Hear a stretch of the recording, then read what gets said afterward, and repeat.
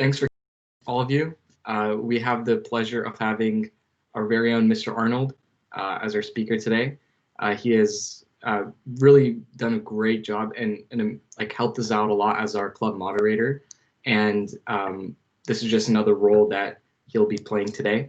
So a quick background on Mr. Arnold. He graduated from Bellarmine in '84 and went on to UC Berkeley, where he got a degree in history. And then after UC Berkeley, he joined Oracle in their sales department. And after Oracle, he worked there for about 5 to 6 years. He joined an insurance consulting company where he later on became their CEO. And now he is the director of development here at Bellarmine. And Mr. Arnold, it's all you. Well, thank you. Thank you for that introduction, Samarth. Anyway, yeah, we had initially Father Wade, the venerable Father Wade, scheduled to speak today, but he was unable to do it. So I was a last minute fill in, and hopefully I can do a good job today. We've had certainly an illustrious list of speakers this semester, so there's big shoes to fill. That said, incredibly excited to be have the opportunity to talk to you guys today, and hopefully we get some good questions at the end that I can expand upon. As part of this, one thing, just a quick housekeeping item for the second semester. We have one more speaker next week, and then after that, we'll take a break until January. And what we'd like to do, via Samarth and Ashok, is send out a survey to understand how you thought the list of speakers was for this semester and what we can do better the second semester as we begin to fill out our speakers for the second semester. So that'll follow up shortly, and we'd love your feedback on that. So as it relates to me, I'll give you my story. Again, I was fortunate enough to have the opportunity to attend Bellarmine, and that in my life has been really one of the seminal events. It was a great 4 years, and the opportunity to go to Bellarmine and experience so many good things had an indelible impact on my life. And it was really important for me that, I go out and experience the world and also have an opportunity to come back to Bellarmine and give back the same way that Bellarmine gave to me. So that's been one of my central, objectives and desires ever since I graduated from Bellarmine. I knew there was going to be at a point where I wanted to come back. As part of that, I want to talk about really two people that had such an important impact on my life early on. One is Father Franz Stiegler, who was a teacher, a coach, and a Jesuit at Bellarmine when I first got there. And he would start, freshman football practice. Every day he would say to us, "You only live once, but if you live it right, once is enough." And, it had, as I was a freshman getting ready each and every day to start football practice, it really resonated with me. And more than anything, it just gave me the guidance to really live life to its fullest and do the things that you love to do. And that's been really my guiding, kind of my guiding directive really since my freshman year. Included with that was something my dad said to me. I think it was sophomore year at Bellarmine, and I'll talk a little bit more about my dad. But my dad was one of those guys who was hard-nosed, and he would always tell me after a difficult, maybe it was a difficult test or something that I didn't do well on, or an athletic event where it didn't go my way. He'd look at me and say, "Hey, Pat, you have 24 hours to feel sorry for yourself, and that's it." He said, "The world is a challenging place, and it's it doesn't feel sorry for you. And even at the time, as challenging as that was, it always taught me resilience. And again, I think that's been a really important part of my journey, is just being able to overcome adversity. And I hearken back to when Mr. Matlack, if you guys remember him, he taught us one of the important concepts in his career was learn to fail successfully. And I find that so true as I look at my own experiences, whether it be in high school, college, or in my career.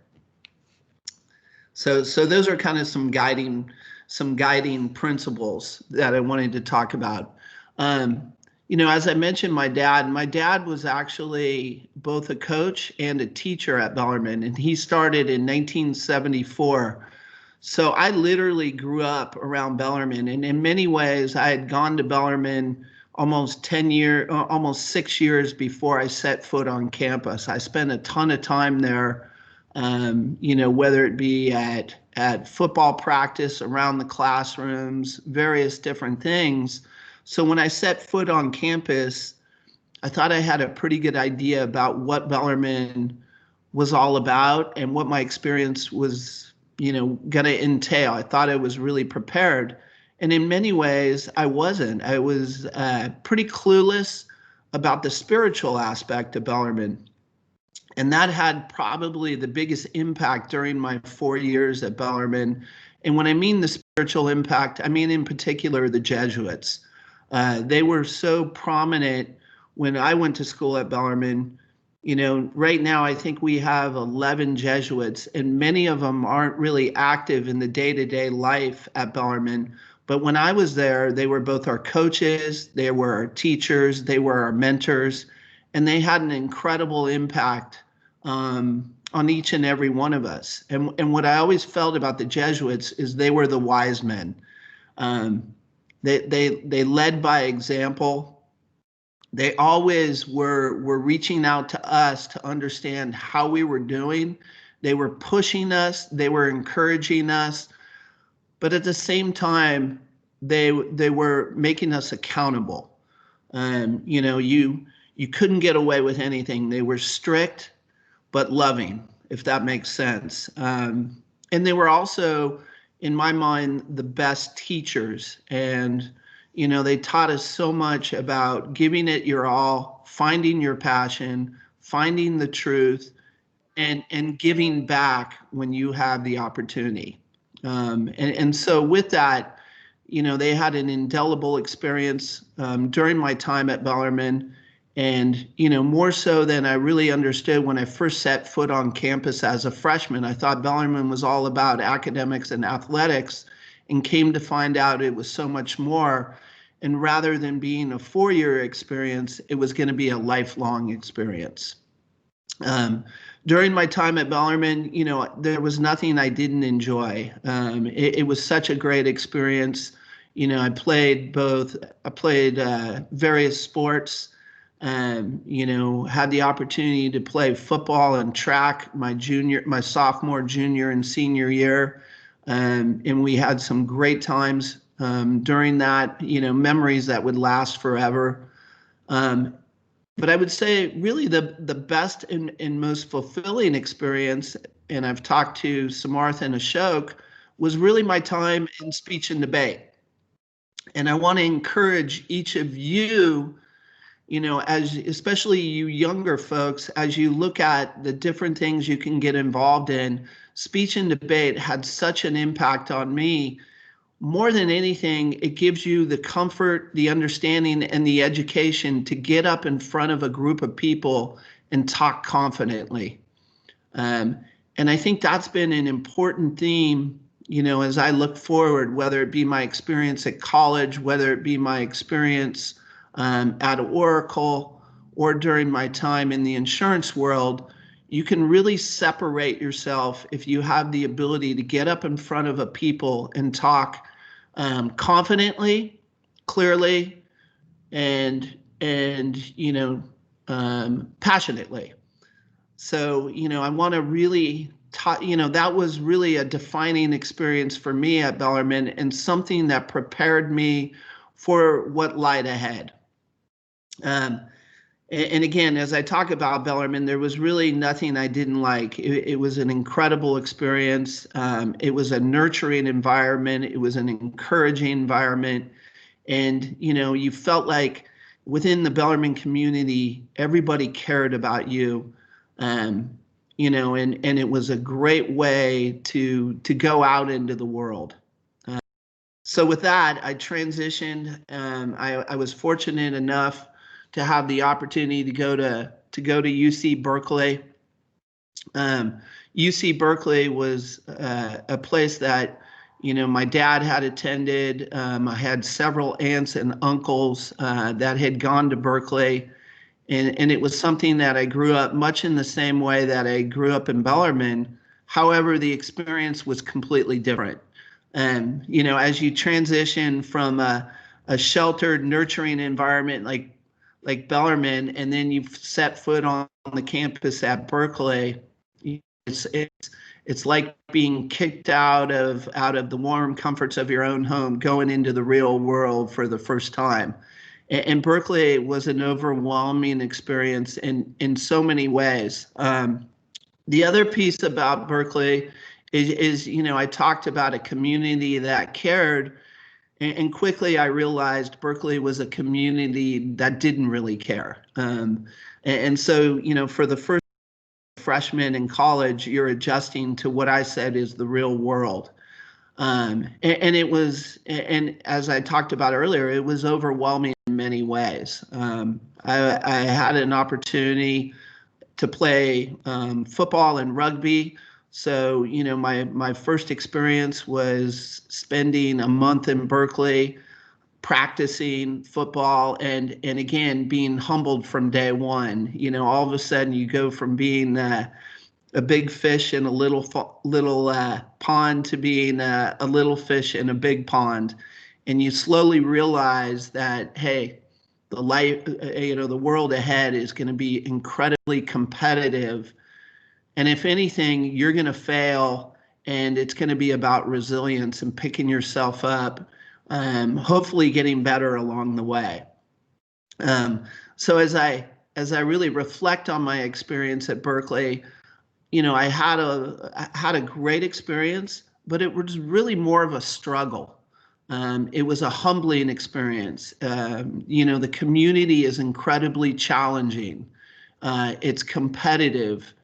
Bellarmine was nurturing. Berkeley was kill or be killed. It was Darwinian, and you had to make that adjustment. Those things during my time there, it was humbling, it was overwhelming, but at the same time, it gave me incredible life lessons about battling through adversity and dealing with adversity and becoming resilient. And as part of that, it was going to, being in the classroom with people who were much more, more intelligent and, more accomplished, and finding yourself, how do you adjust to that world, right? And as I said, at the time, it's challenging, but again, nothing you better for what lies when you go in to the working world. So it gave me, more than anything, as challenging as it was, it gave me, the skills to deal with adversity and how to be resilient. That's really were my biggest takeaways from Berkeley. As part of that, when I was at the tail end of my experience at Berkeley, I had a beacon of light. And I just want to point that out. I had an opportunity. As we talked about earlier, I was a history major, a European history major. And it was one of those days where I was outside Dwinell Hall, which was the head, where the Department of History was headquartered. And I was outside there, and, Professor Slotman approached me and said, "Hey, Mr. Arnold." I had no idea he even knew my name. And he said, "You've made some really good comments in the classroom. I really appreciate your insights." And what was remarkable about it, it was really the first interaction I had with a professor at Berkeley, and I was in year 4 at Berkeley. So it tells you a little bit about my experience at Berkeley, but it was one of those things where, I almost felt like it was divine intervention. I had this, really incredible professor that took an interest in me, and he really mentored me during the last part of my time at Berkeley, and had an incredible impact on me, developed my interest in history, which has been a lifelong passion of mine. That really started when he just showed a little interest in me and what I was all about. And it really segued to really the next important experience in my life, which was an opportunity upon graduation to go over to Europe and go to Europe by myself. And I spent 6 months there. I left in August and came back in February, and traveled all over to Europe, went to different countries, stayed in youth hostels, rode the trains throughout the great countries and the great cities of Europe. And really, in many respects, it was a more important and a more, and almost a better education than what I had gotten at Berkeley. And during that time, more than anything, getting outside of your comfort zone, going to a country where you don't speak the language, where you're by yourself, and being forced to deal with challenging situations. And, I encourage you guys to do something similar. If you have the opportunity to study abroad, to go somewhere where you don't speak the language, it was really so impactful in my life, and really prepared me for, again, another important step along with Berkeley to prepare me for what lies ahead, the unknown, and being comfortable or finding comfort in difficult situations. So, that was it. I can remember, I was over in Berkeley. I'm sorry, I was over in Europe. I was actually in London, and it was one of the few times that I actually stayed somewhere with a TV. And while I was there, we had the great earthquake of 1989, and the images that came back were, the Bay Bridge had collapsed. They were talking about thousands of people had died. Obviously, they had exaggerated. I think all told, 80 people had passed away, but it was a significant event. And it was right after that I returned back to the Bay Area. There, the earthquake, the damage, but we had entered into a recession, and there weren't a ton of working opportunities, at that point. Most big employers, whether it be Apple Computer, whether it be HP, what have you, were on a hiring freeze, and unemployment was in double digit employment.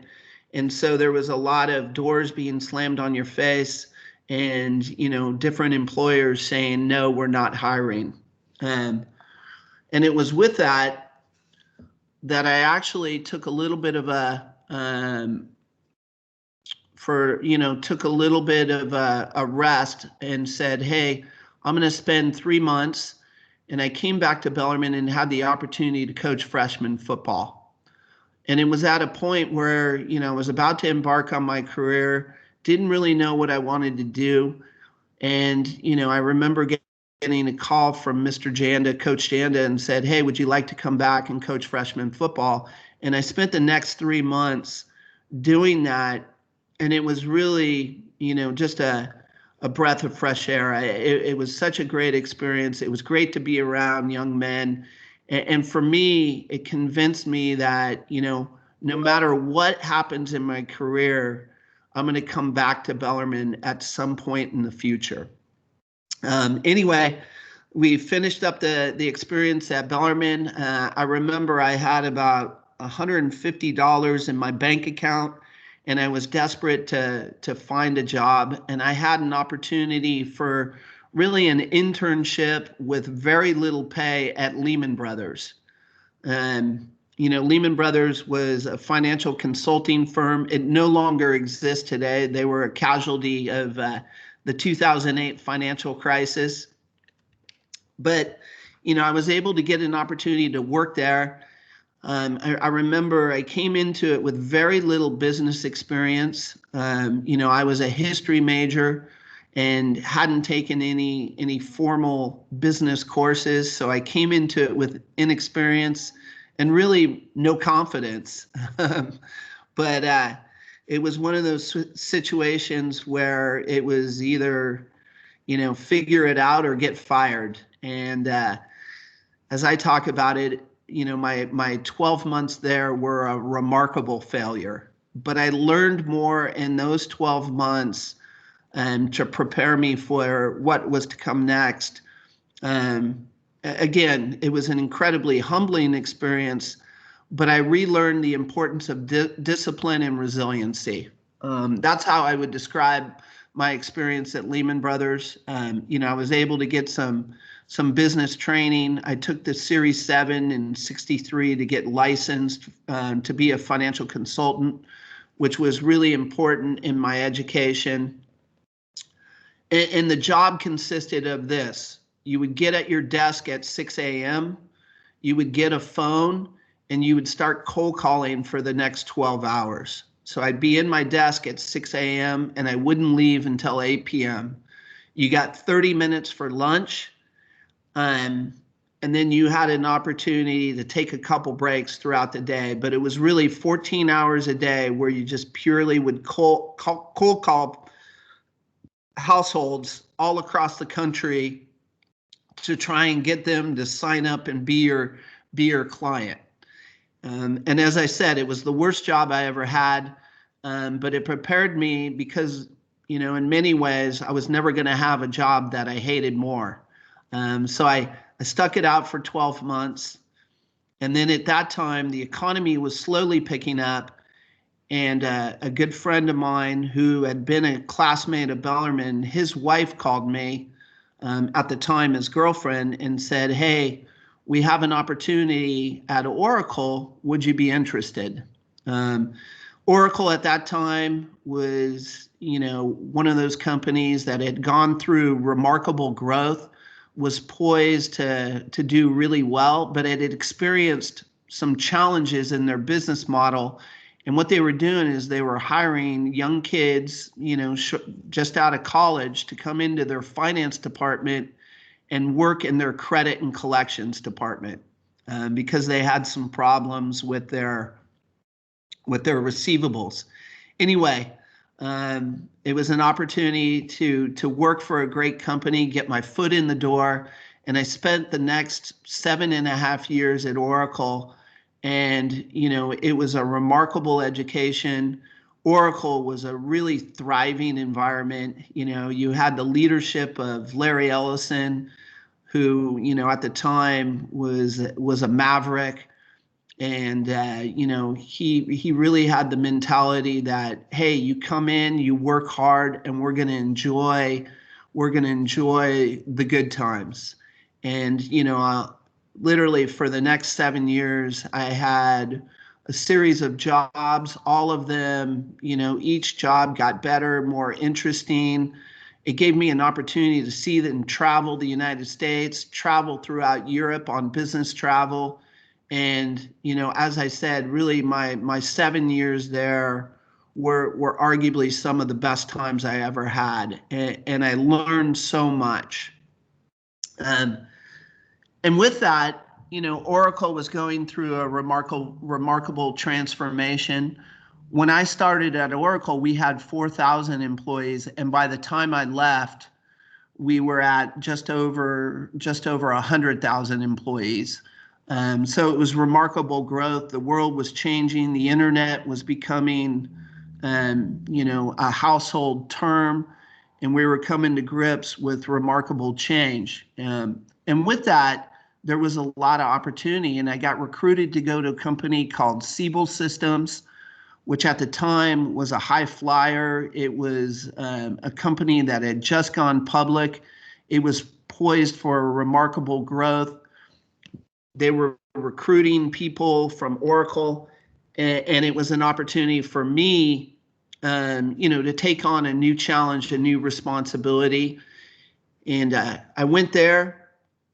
I never forget, I interviewed with my, a woman who was shortly to become my manager. She gave me the hard sales pitch about what a great opportunity it would be to come over to Siebel Systems, a new territory, new opportunity, make more money. And I got there the first day and realized I had made the biggest mistake in my life. It was, everything I talked about, Oracle being a great culture, Siebel was the antithesis of that. It was, similar to Berkeley. It was killed or be killed. And, they rewarded those people who treated people poorly. It was one of those really, really negative environments. They talked all about how they got rid of the bottom 10% each and every year, and they managed to that. It was one of those things. It was really, I remember I was 32 years old, and it was a crisis point in my life. And I said, I'm part of a culture that I can't tolerate. I spent 3 months there, the shortest stint I had ever spent in any working experience, and I just quit. I just said, I can't do this. I didn't have another job. I just said, I can't be part of this. And, I'll never forget, I came home to my then wife. I had a young daughter. She was pregnant with our second. We didn't have a ton of money. We were struggling to meet our mortgage, but I said, I just can't do this. I don't care what's going to happen. I just can't go to the office another day. And it was with that I really spent the next 3 months interviewing and figuring out what my next step in life was going to be. But I took some time out and I reflected, and I remember sitting down and spending about 2.5 hours writing a list of what's important and what I want to be when I'm 50. And I listed out about 10 different things that I'll talk about in a bit here. And I found that opportunity within the insurance world, surprisingly. It wasn't by any means a sexy industry, but what it was a great culture, and it was called Filice Insurance Agency. And I remember I had spent about 3 months. I had been through about 25 different interviews. And I remember I went into this interview at Filice. Ron Filice was a good friend of mine from Bellarmine. And within the first 10 minutes, I knew that was where I was going to go next. And literally from day one of my experience there, it was really, I had found my passion in life for a lot of different reasons, primarily because it was a great culture. It was around people I loved and respected, and it was a positive environment. And those three things lasted 20 years and really changed my life. It was a combination of quality of life, an opportunity to make good money, provide for your family, and be successful. But more important than that, be happy. And I was able to do those things for the next 20 years and had an opportunity. I started as a lowly sales rep and then transitioned into the CEO for about 15 years in our Moraga office. And as I said, it was arguably 20 years, the best 20 years of my life. Towards the end, my passion changed a little bit. I didn't feel the same energy and realized there was something more. I had spent the previous 18 years enjoying everything I did, but it was no longer the same for me. And I realized it was time to really determine what's next. We had an opportunity to sell the company to a private equity group, and we were rewarded for our prior 20 years. And at that point, it gave me the opportunity to transition to Bellarmine and do what I wanted to do versus what I had to do. And, it came in a point in my life where I had just turned 50. I was able to reflect and I was able to transition and do something different. And in my mind, come back to Bellarmine and give back the same way that Bellarmine had given to me. So, that was the reason for my transition there. And if you guys have any questions with that, we can talk about that. But Filice Insurance was really the 20 best years. We consulted all types of interesting companies on their healthcare strategies. As I said, we were very successful. And, during that time, I probably had 15 or 20 bad days over a 20-year period. So I feel incredibly blessed because of that. So as we come to kind of the last part of my presentation, I want to give my thoughts on, as I reflect back on a 30-year working career, at Oracle, at Siebel, and at Filice Insurance, and talk about the things that were most important to me. Number one, travel. Anything that you guys do, I really recommend that you get out and see the United States, see Canada, see Central America, Latin America, South America, Africa, Asia, Europe, wherever you can go, do it.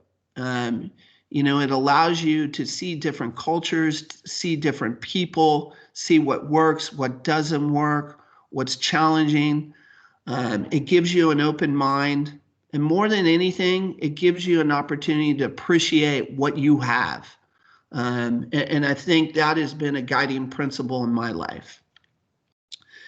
The other piece is have a moral compass and a strong belief system.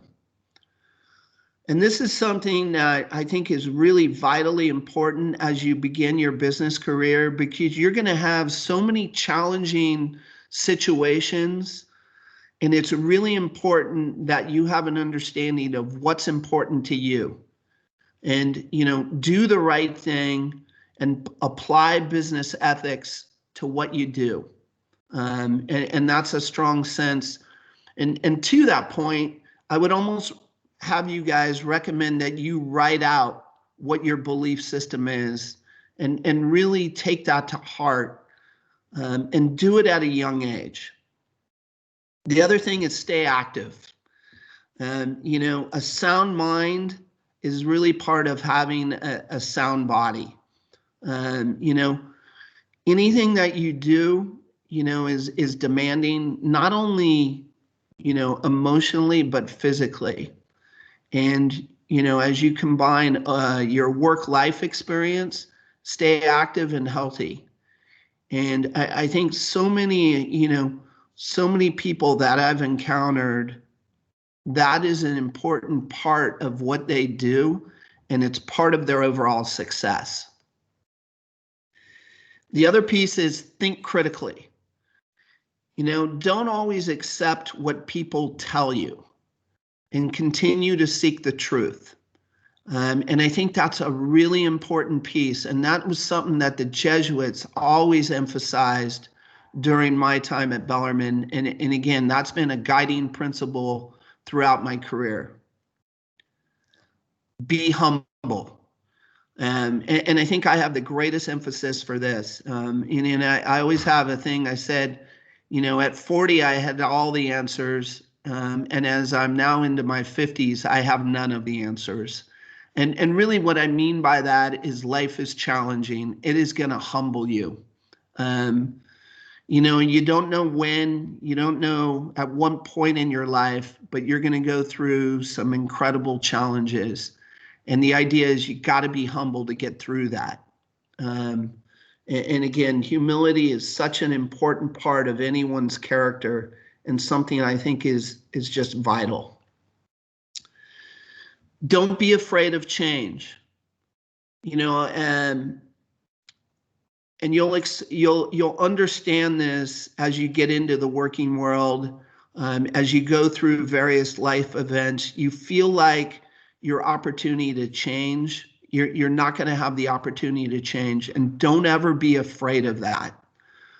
It was something that, because I was so unhappy that I did it 32 years old, and had I stayed in that job, there's no doubt, I would still be in the technology world working for a company like Apple or Google, but I wouldn't have been as happy as I am today. And it was only because I was willing to have the courage to change. And again, it wasn't easy, but don't ever be afraid to change. The other piece is give more than you take. Always been, an important part of what the Jesuits instructed to us is that in any relationship, give more than you take. And I've always, really taken that to heart. And it's been a guiding principle for me, throughout my life. And it's hard to do, but always have the intent to give more than you take. And then lastly and finally, study history and study leadership. History, as we look at history and its history of all people, of all cultures, you learn so much, and you learn, by understanding the past, it's going to prepare you for the future, and have an open mind with respect to that. The other piece is leadership. In anything that you do, whether when you go to college, when you go and you decide to work for a nonprofit, if you teach, if you coach, as you go out into the working world, leadership is vitally important. And leadership is just not about you, it's about everyone. And it's about including everyone in that experience. But the better you understand leadership, the more successful you are. So with that, I've gone a little longer than I've expected as I've watched the time here, but again, it's given me an opportunity to reflect on some things. And really, I'll leave you with this. For the past 30 years, my career, I did what I had to do. And by transitioning to Bellarmine, I feel the next 15 years, I get to do what I love to do. And that's the other piece, guys, is as I leave you, is find your passion and make sure you try to find something that you love to do. It makes it really easy to get up in the morning. Thank you, Mr. Arnold. That was wonderful. I really enjoyed that. That was really helpful. I think we probably have time for maybe one question for me and one question for Samarth. One thing that I found really interesting, something we've talked about a lot, is the importance of a company culture. So as the CEO, how did you sort of maintain the supportive culture you saw at Filice, and how did you sort of further that as a leader? Yeah, and again, along the way, your career is filled with so many mistakes. And I think that's important to understand. We're imperfect people, and as a result, you're going to make a ton of mistakes, and you learn more from your failures than you do your successes. And part of building a great culture is being in a bad culture. And I've been part of both. But it's important to understand, how to treat people. And when I took the job at Siebel, what I realized from day one is that company ultimately was not going to be successful because they didn't treat people well. They were demeaning. The thing about life is everywhere you go, it's competitive. And when you find that people can't meet those standards, there's a humane way of managing to that. And if you're able to do that, you're going to create a good culture. Awesome. Thank you. And we had another question from Ryan Milligan. Yeah. He said that if the economy and employment were in a better place, would you have gone to a job that was more oriented with your history major?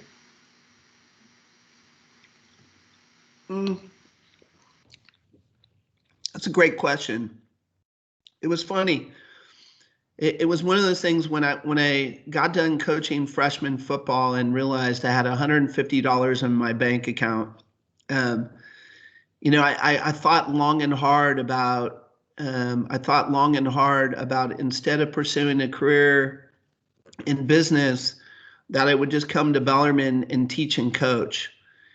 And it was one of those things. My dad actually got involved there and said, Pat, don't go teach and coach now. Go into the business world, experience life, and then come back to Bellarmine. And really, that was some of the best advice I ever got, because it gave me 30 years of successes and failures, so that when I come to Bellarmine, I'm in a better position of being able to provide instruction. The other thing is, history major, I think it's a misnomer that it doesn't prepare you for life and business. It certainly does, because you learn so much about so many different things, including economics. But I would recommend that you complement your history education with business courses. So somewhere along the line, you do that, because that's going to be of critical importance as you transition to a career in business or a career in law or whatever you do. Awesome. I guess we have time for one last question. So one thing that, again, I found really interesting was your experiences with traveling in Europe. Could you maybe talk about one specific experience that you found really eye-opening, or something that was really interesting to you then? Mm-hmm. So, I graduated college in 1989. So taking you back on the historical timeline, when I went, there was still a big division. We were still in the midst of the Cold War. It was coming to a rapid close, but there was still a division throughout Europe between East and West. East, obviously, being Russia, and the satellite states, and the West being the westernized, the Western countries of Europe. And I was taking a trip into Berlin. And at the time, you went through East Germany, and there was, a ton of security. Each city that you went to along your journey to Berlin, you would have armed guards that would come on to make sure that you weren't smuggling something, or that, you weren't doing something illegal, what have you. And it was really intimidating. And then, there was a spot in Berlin where you made the transition from West Berlin to East Berlin, and it was called Checkpoint Charlie. And again, that was a famous place. And I went through there, and they were convinced that I was military. I had a short haircut and what have you, and I was accosted for the next hour. I was interrogated, various different questions. I had no idea what they were even asking me. But it was for the first time that you realized how free we are in a democratic society, and how scary it can be to be in a police state in a totalitarian society. Again, I was 23 years old going through something that was pretty scary. But again, it showed me really the dichotomy of those two cultures. It was a seminal experience. Wow, that's quite intimidating. Yeah. Well, thank you so much, Mr. Arnold. That was a wonderful presentation with a lot of really useful tips that I can definitely implement. So yeah, with that, thank you guys for coming to our meeting today. And as Mr. Arnold mentioned, we'll be having our last meeting of the semester next Tuesday, so be sure to attend that as well. Thank you guys, and go Bells. All right, guys. Go Bells. Who knows? Go Bells.